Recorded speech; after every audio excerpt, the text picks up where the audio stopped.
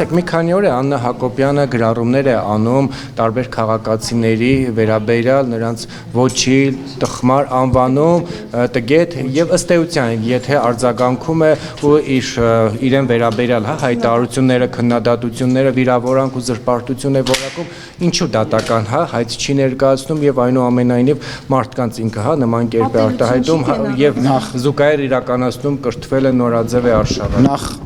Նախ ես տեղյակ չեմ, որ նման դատական հայց կամ որևիցե բան չկա, ես մասին տեղեկություններ չունեմ։ Երկրորդը այսօրվա մեդիա դաշտի եւ սոցցանցերի այտենց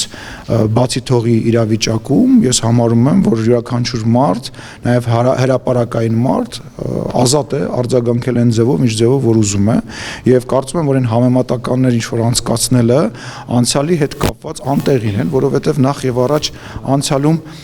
որևիցե մեկի կնոջ, չեմ ասում երկրի ղեկավարի կնոջ, որևիցե մեկի կնոջ մասին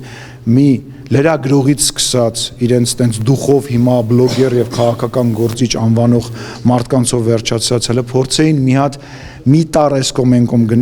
բանան գրեին, այնքան կծեցեին, էշին քերի կասեր, այնքան կծեցեր։ Այսօր որևիցե մեկ թող շողիկ, այլ կներես, ես քո հետ լրիվ համաձայն եմ, դու աշխարհի ամենաճիշտն ես, բայց ես եմ հիմա խոսում։ Եվս մեկ անգամ ընդհատեցիր, ել ընդհանրապես քո հետ չեմ խոսի։ Եվ այն այո, իրավական երկիր է, եւ այն իրավիճակում, երբ որ ինչ-որ մեկը մտածում է, որ իրան ինչ-որ մեկը վիրավորել է, այդ թվում այն մարդիկ, ում մասին դուք ասեցիք, թող դիմեն դատարան իմ կամ Տիկին Հակոբյանի դեմ։ Ինքը ինչու չի դիմում դատարան։ Ես արդեն դրան պատասխանել եմ։